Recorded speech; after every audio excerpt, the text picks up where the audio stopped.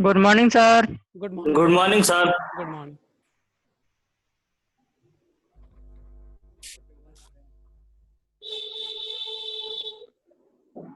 कहाँ से ये करना है वो बता दीजिए, जब हमारी ज़रूरत पड़ेगी तो कहाँ से। अच्छा,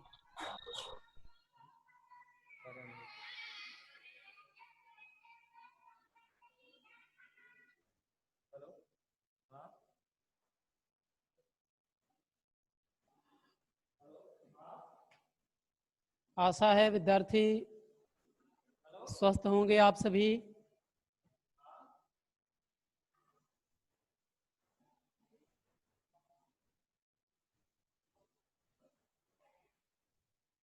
सर्वप्रथम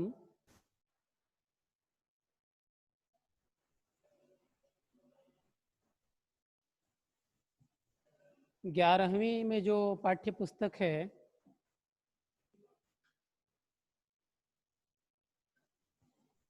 उसे हमें जानना होगा।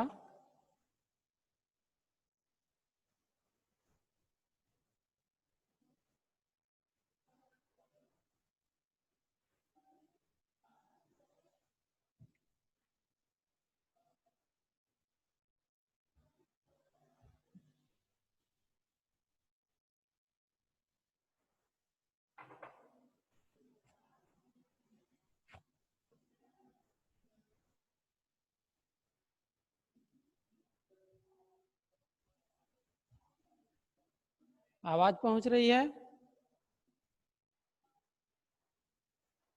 आशीष कुमार मौर्य, अवनीश, अवनीश मेरी आवाज सुन पा रहे हैं आप?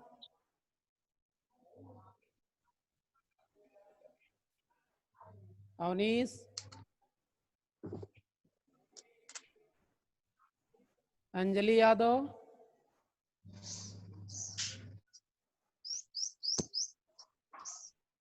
धीरज सिंह सुन पा रहे हैं?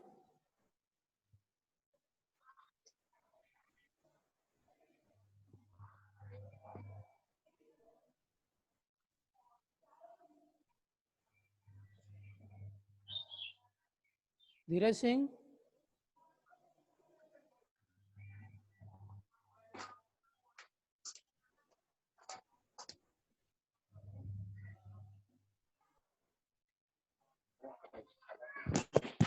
अभयांशु सर सिंह, सभी ने लग रहा है म्यूट कर रखा है। अच्छा अच्छा, आवाज पहुंच रही है?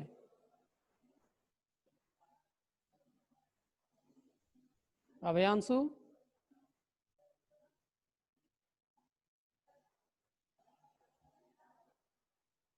आवाज पहुंच रही है क्या?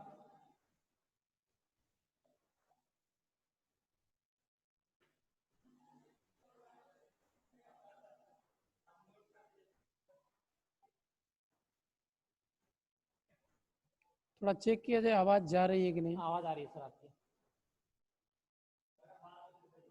नहीं म्यूट कर रहे थे सर ने, सब बच्चों से पूछ रहे हैं तो उनको क्या आवाज। अच्छा अच्छा, अब क्लियर है?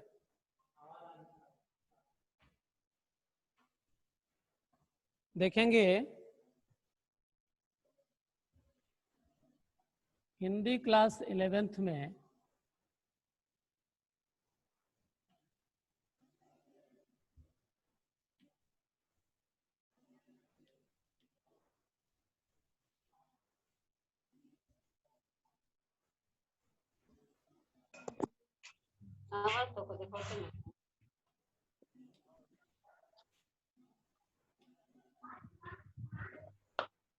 Welcome to Newton Music World. Bluetooth mode. Bluetooth device.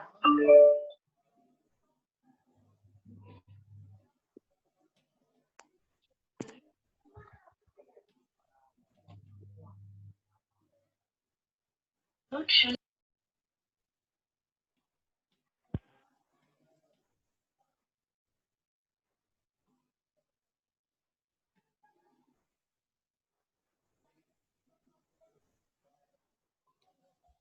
ध्यान देंगे शिक्षार्थी। ये पुस्तकें जो हैं आरोह भाग 1, वितान भाग 1, इन 3 पुस्तकों का समावेश आपके पाठ्य पुस्तक में है। आरोह भाग 1 जिसमें गद्य और काव्य का समावेश इसमें है। वितान में कहानियां हैं। अभिव्यक्ति और माध्यम जो है यह एक पुस्तक आपको अलग से लेनी होगी। यदि खरीद पाए तो खरीदें, उपलब्ध हो जाती है तो, अन्यथा कोई पुरानी पुस्तक हो, कोई रखा हो तो उससे ले लें। इसमें सबसे पहले हमें आरोह पढ़ना होगा। आरोह में जो पहला अध्याय है, पहले तो आप इन पुस्तकों का नाम नोट कर लीजिए। स्क्रीनशॉट वगैरह जो भी लेना हो ले लीजिए। ये 3 पुस्तक आरोह, वितान, अभिव्यक्ति और माध्यम। लिखा आपने? ये अब आरोह पुस्तक से जो पहला पाठ है आपके पाठ्यक्रम में, उसे हम शुरू करेंगे।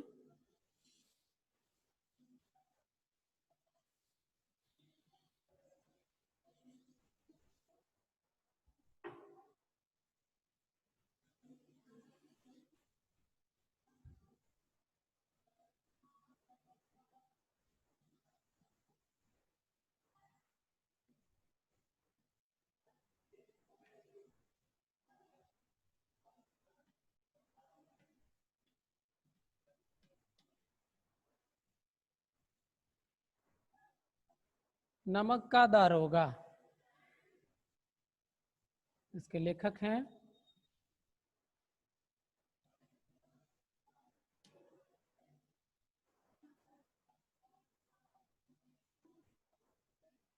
प्रेमचंद।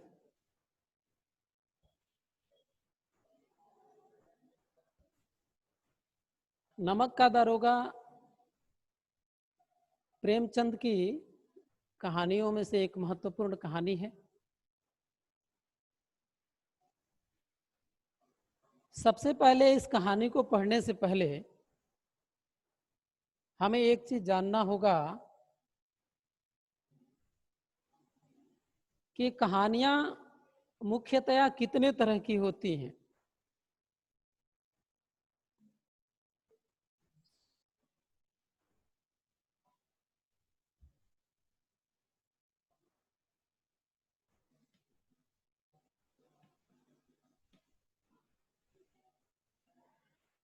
काल्पनिक,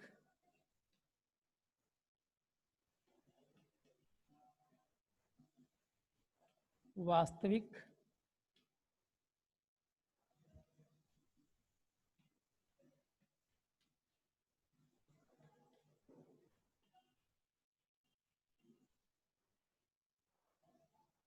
प्रतीकात्मक।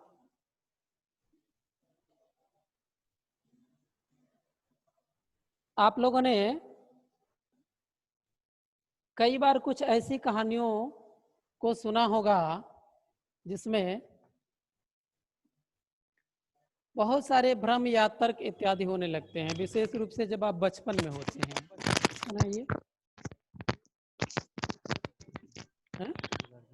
अच्छा अच्छा। तो हम लोग भी जब बचपन में थे तो हमारी दादी जी, दादाजी शाम को कहानियां सुनाया करते थे। छोटे बच्चे जो होते हैं ज्यादातर पशु पक्षियों से संबंधित जो कहानियां होती हैं वो उनके लिए बड़ा रोचक होता है। हम लोग भी सुनते थे। दादी जी, उस समय हम लोग यदि ग्रामीण अंचल के हैं तो कथा शब्द का प्रयोग आता था।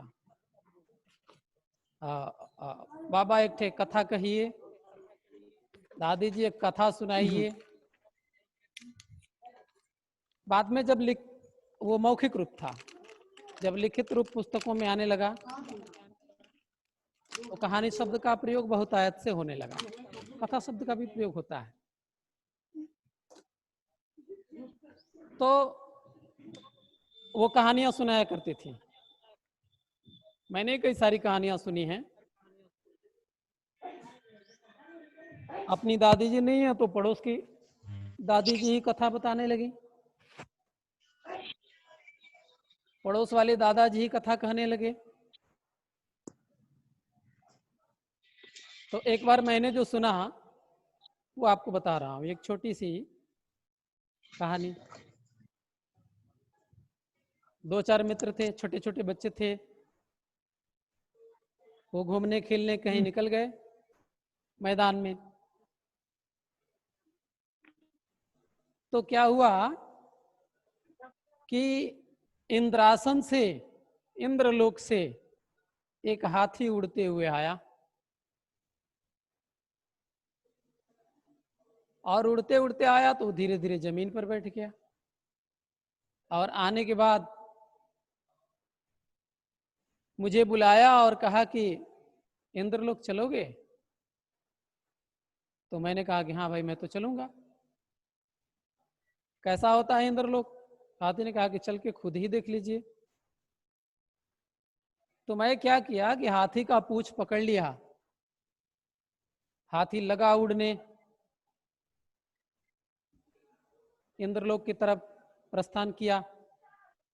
ये सारी कथा हम लोग भोजपुरी में सुने थे, क्योंकि भोजपुरी भाषी क्षेत्र से हैं हम लोग। तो उड़ते उड़ते वो इंद्रलोक में पहुंचा दिया। फिर साथ के बच्चों ने पूछा फिर क्या हुआ? तो बताने लगा वो बालक, बहुत सुंदर सुंदर इमारतें हैं, बहुत तरह के फल हैं, अच्छे अच्छे संगीत बजते हैं, प्रसन्नता का वातावरण है, खुशहाल जीवन है उस लोक का। मैंने तो बहुत सारे फल चखे भी, ऐसा कहा उस बालक ने।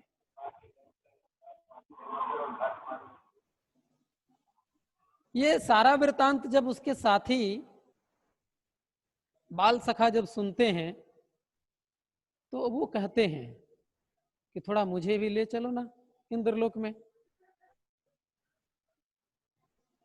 तो कहा कि अच्छा ठीक है, जब वो हाथी आता है तो फिर मैं बात करता हूँ। पुनः जब वो खेलने गए मैदान में, वो हाथी उड़ता हुआ आया।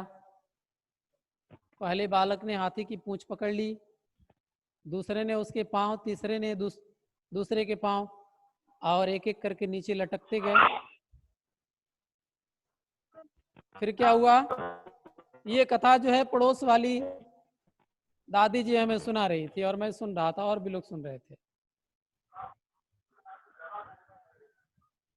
तो बचपन में इतनी उत्सुकता होती है कि इतने सारे वृत्तांत को सुनने के बाद सिर्फ आगे की जिज्ञासा बनती गई। फिर क्या हुआ, फिर क्या हुआ? तो जब उड़ते उड़ते ऊपर गया तो बीच में ही जो सबसे नीचे वाला था, तार पढ़ाई शुरू हो लो जा पढ़ो। सबसे जो नीचे वाला था वो पूछ रहा है, ये बताओ वहां फल कितने बड़े बड़े होते हैं? तो जो सबसे पहले जो हाथी की पूंछ पकड़े हुए था, वो पूंछ छोड़ करके कहा कि इतने बड़े बड़े होते हैं, और वो फिर नीचे धीरे धीरे सबके सब गिर पड़े। और यह बात सुनते ही हम सभी हंस पड़े। तो कहानियों में एक नैतिक संदेश होते हैं, कहानी में एक नैतिक संदेश होते हैं। उस समय हम लोगों का मनोरंजन खूब हुआ, एक संदेश भी मिला। अरे भाई, फलों का आकार बताने से पहले हमें यह तो सोच लेना चाहिए कि हाथ छोड़ने के बाद हम गिरेंगे कहाँ। तो ये संदेश है, कल्पना के ही माध्यम से अच्छे संदेश देने के लिए और उसके साथ साथ मनोरंजन करने के लिए कहानी का सृजन किया जाता रहा है। ये अनादिकाल से चलता आ रहा है। ओकर काम बहु ओकर बिजनेस बने माने अब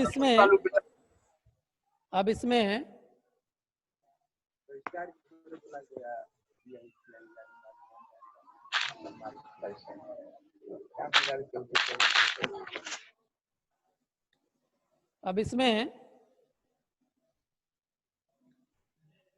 हमें यह प्रश्न नहीं करना है कि हाथी भला उड़ कैसे सकता है। ये बात भी दिमाग में तभी आएगी जब आदमी कुछ बड़ा होता है, जो पढ़ता है, समझता है, कि यहां पर प्रश्न खड़े होते हैं कि आखिर भाई हाथी कैसे बोल सकता है।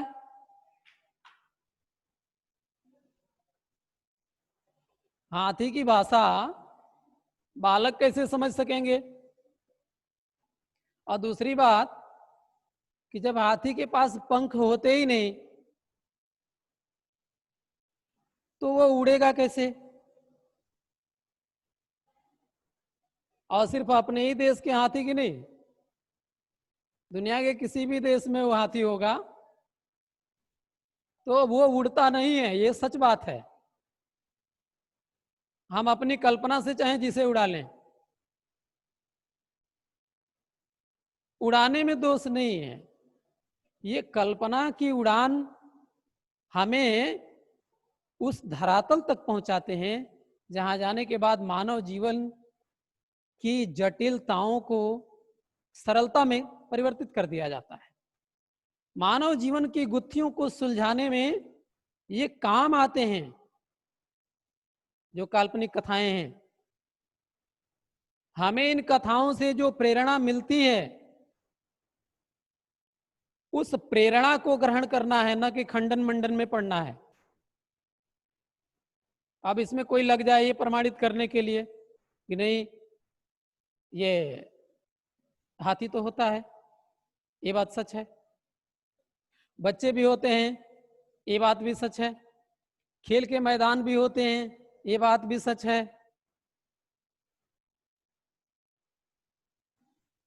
उड़ा भी जाता है, ये बात भी सच है।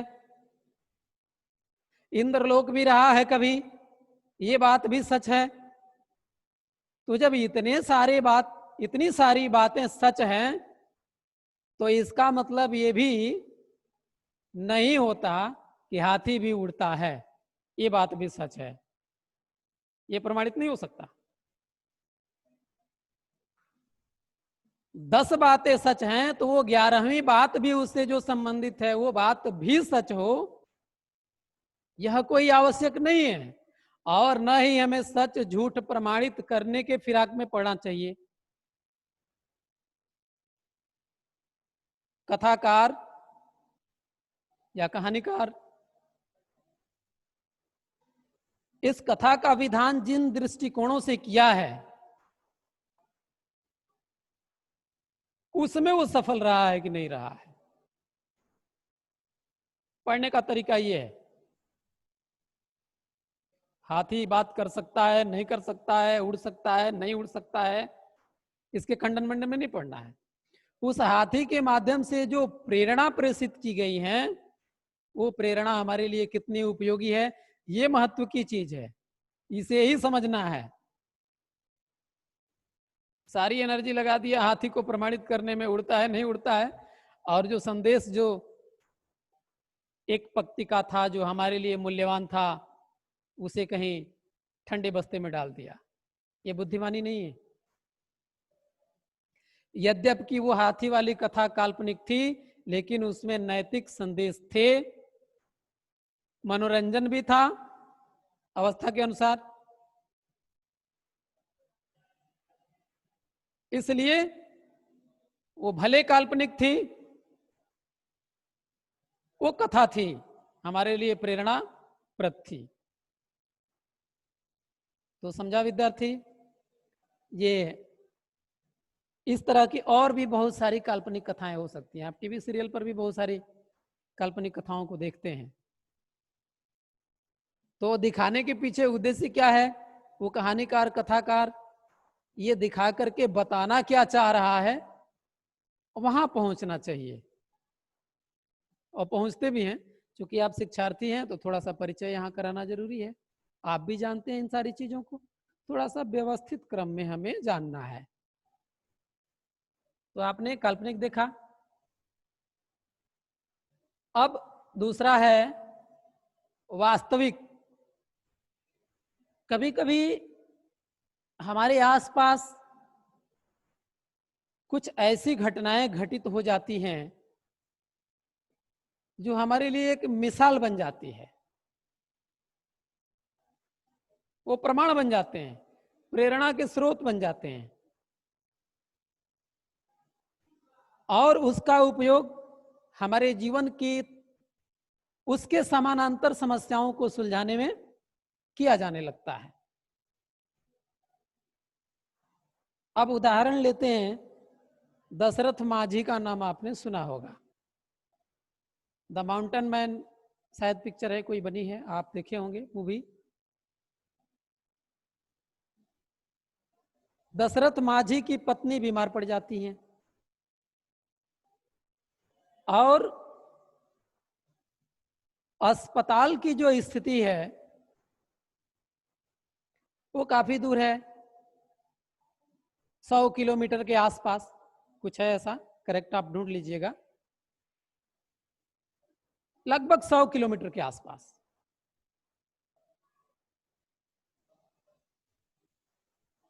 और बीच में क्या है, जैसे मान लीजिए कि यहां दशरथ माझी का घर है और अस्पताल जो है यहां है। यहां पर एक पहाड़ी है,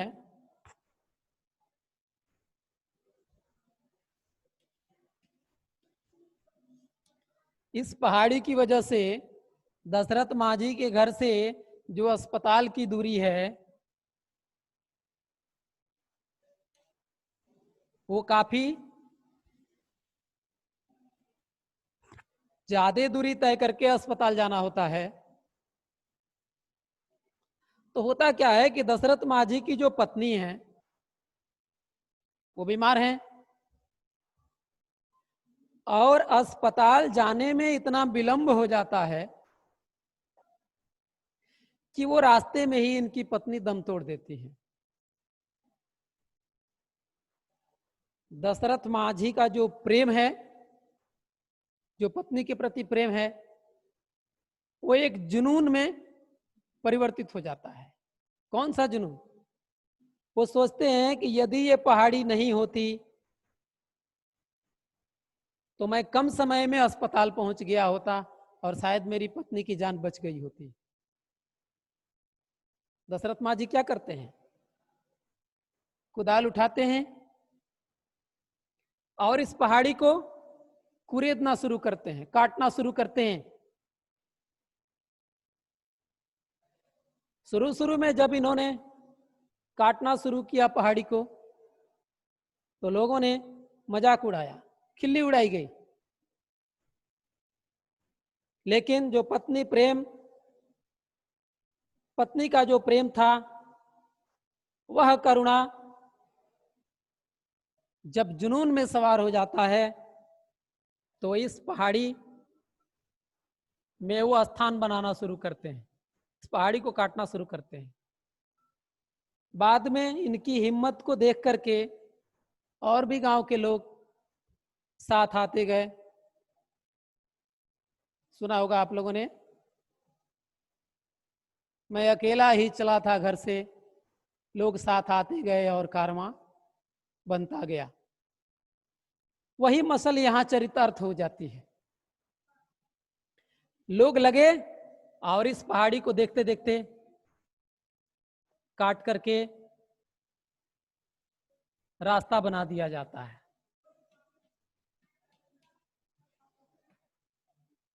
ये रास्ता बन जाता है ताकि फिर किसी की असामयिक मृत्यु न हो। अब देखिए, दशरथ माझी नाम का एक व्यक्ति है, उनकी पत्नी भी है, अस्पताल भी होता है, ये घर भी होता है, पहाड़ी भी होती है, और धीरे धीरे काट काट करके बहुत सारे लोगों के सहयोग से पहाड़ में रास्ता भी बनाया जा सकता है। यह सत्य है, कहीं से इसमें कल्पना का मिश्रण नहीं है। एक बिंदु भी, दशमलव प्रतिशत में भी कहीं कोई कल्पना का सहारा नहीं लिया गया है। ये वास्तविक कहानी है, ये आप बीती है,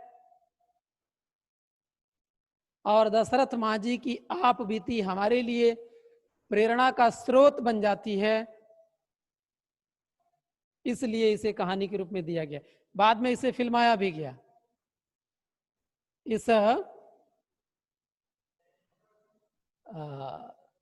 श्रव्य लिखित कहानी को दृश्य रूप में भी परिणित कर दिया गया। अब वो दृश्य विधा बन गई है।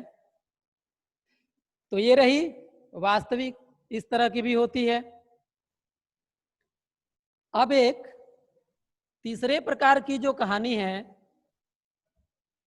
वो प्रतीकात्मक है, और भी हो सकती हैं। जैसे जैसे समय और दौर बदलते जा रहे हैं उसमें अन्य अन्य प्रकार की कहानियां भी लिखी जा रही हैं। ये मूलतः तीन को जाने। प्रतीकात्मक क्या है? ये प्रतीक है, प्रतीक है। ओके, तो प्रतीक में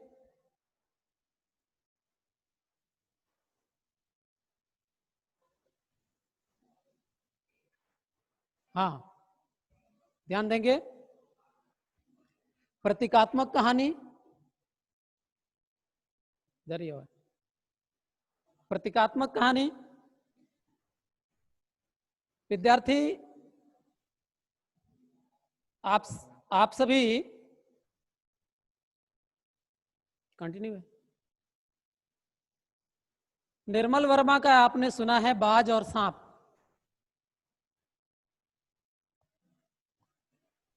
बाज और सांप, तो उसमें क्या पढ़ा आपने?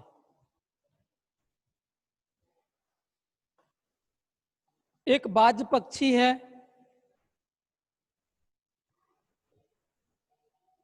वो उड़ते उड़ते किसी सर्प की गुफा में गिर जाता है जहां एक सर्प बैठा हुआ है, काफी सशक्त है, प्रभावशाली है। तो जब बाज पक्षी वहां गिरता है पहले सर्प डरता है, और डरने के बाद उसे पता चल जाता है कि ये बाज घायल है, तो धीरे धीरे पास आता है और पूछता है, अरे यार ऐसी उड़ान का क्या फायदा, लहूलुहान हो रहा है तुम्हारा शरीर, चोटिल हो गए हो, फिर भी अपनी आदत से बाज नहीं आते, उड़ते रहते हो। तो बाज पक्षी क्या करता है? पहले तो उस सिलन भरी गुफा को ध्यान से देखता है और कहता है कि इस बदबूदार और सिलन भरी गुफा में तुम रहते कैसे हो, कितनी बदबू है यहाँ। सर्प क्या कहता है? जानते नहीं हो, ये बड़ी सुरक्षित जगह है, इसमें कोई रिस्क नहीं है, और यहाँ भोजन पानी भी मिल जाता है। तो सिर्फ जो भोजन पानी की व्यवस्था करते हैं, जिंदगी में रिस्क नहीं लेते हैं, ऐसे लोगों का वहां प्रतीक बन गया सर्प। और जो जीवन में संघर्ष करते हैं, उड़ाने भरते हैं, मंजिल को पाने के लिए काफी दूरियां तय करते हैं, स्ट्रगल करते हैं, ऐसे लोगों का प्रतीक बन गया बाज पक्षी। अंत में लहरों ने किसके लिए गीत गाए? सांप के लिए या बाज पक्षी के लिए? आपने पढ़ा है? बाज पक्षी के लिए लहरों ने गीत गाए हैं। आप एक बात सोचिए, सांप होता है, ये बात सच है। बाज भी होता है, ये बात सच है। बाज गिरता भी है, ये बात भी सच है। लहरें भी होती हैं, ये बात सच है। तो क्या ये सारी बातें सच हैं तो हम ये भी मान लें कि सर्प और बाज बात भी करते हैं? नहीं, कहां बात करते हैं, वो उसकी भाषा थोड़ी समझ सकता है। लेकिन यदि बात नहीं कर सकते, बात करने वाली बात झूठ है, इसका मतलब कि ये सारी बातें झूठ है, ऐसा भी नहीं हो सकता। तो क्या है? झूठ और सच के बीच में भी देखिए क्या है, ये प्रतीक है, ये प्रतीकात्मक कथा है। यानी सर्प जो है भीरू, आलसी प्रवृत्ति के व्यक्तियों का प्रतीक है, वहीं बाज पक्षी संघर्षशील व्यक्ति का प्रतीक बन जाता है। और लहरें जो हैं ये दुनिया है, दुनिया उसी की गीत गाती है जो स्ट्रगल करता है। सर थोड़ा इसको खोला जाए, स्टूडेंट को बात करें।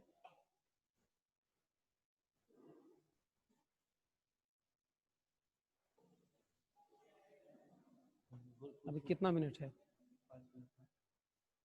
हाँ, तो शिक्षार्थी, आपने देखा कि ये जो कहानियां हैं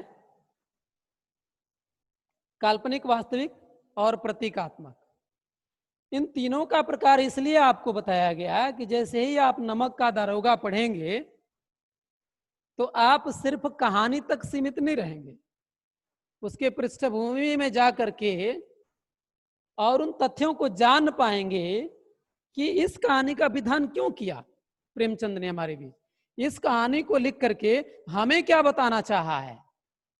कथा तो होगी, प्रश्नोत्तर आप लिखेंगे भी। तो ये सुनने के बाद ये तीन चीज तो पहले आप याद रखेंगे, काल्पनिक, वास्तविक और प्रतीकात्मक। और न सिर्फ याद रखना है बल्कि उसे अध्ययन भी करना है, आगे समाज में भी देखना है। जो कथा कहानियां आती हैं उसे धीरे धीरे अभ्यास करेंगे तो आएंगे। विराट की पद्मिनी एक कथा है, वो मिलेगा तो कभी पढ़िएगा। उसमें इतिहास और कल्पना का मिश्रण मिलता है। बहुत पहले लगती थी इंटरमीडिएट में किताब, अब वो नहीं लगती है। तो कभी कभी इतिहास और कल्पना का मिश्रण भी हो जाता है। कभी ऐतिहासिक चीजें कल्पना के माध्यम से बताई जाती है और कभी कल्पना परिकल्पना इतिहास के प्रासंगिक तौर के रूप में बताया जाता है, वो बताने का प्रयास किया जाता है। तो और कभी कभी तो सेतु का काम करने लगते हैं, इतिहास और कल्पना को जोड़ने वाली पुल। तो इन तीनों चीजों को जानने के बाद अब हम नमक का दरोगा पढ़ेंगे। आशा है आप लोगों ने सुना होगा, समझा होगा। कुछ विद्यार्थियों से बात कर लेना, मैं प्रासंगिक समझूंगा। कितने मिनट है अभी? अच्छा, तो इसमें धीरज सिंह, आप मेरी आवाज सुन पा रहे हैं क्या? धीरज सिंह, अंजलि, अंजलि यादव,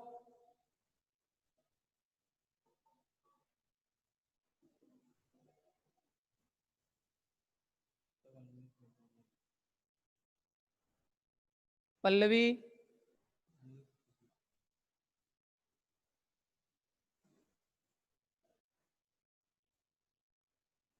धीरज सिंह,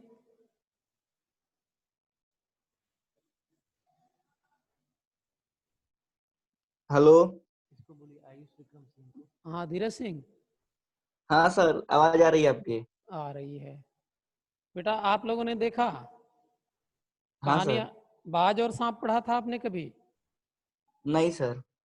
नहीं पढ़े? इसलिए नहीं बताना चाहते क्योंकि पूछे जाएंगे प्रश्न आपसे, ऐसा कुछ नहीं है। नहीं तो ऐसा पुस्तकें ले ली हैं आपने? कुछ पुस्तकें मिली हैं आपको? नहीं सर।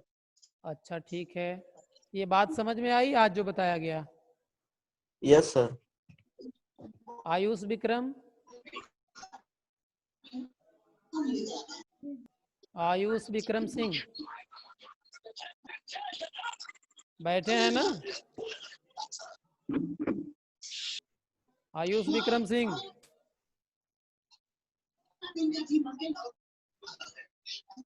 किसको बिठाए हैं आयुष? बगल में और किसी को बिठाए हैं? भाई को मना कर दीजिए, बाद में बैठेंगे वो।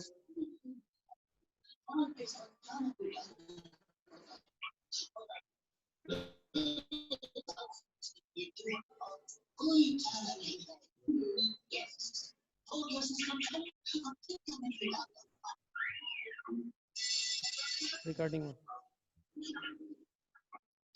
आपने सुना, आभार, धन्यवाद।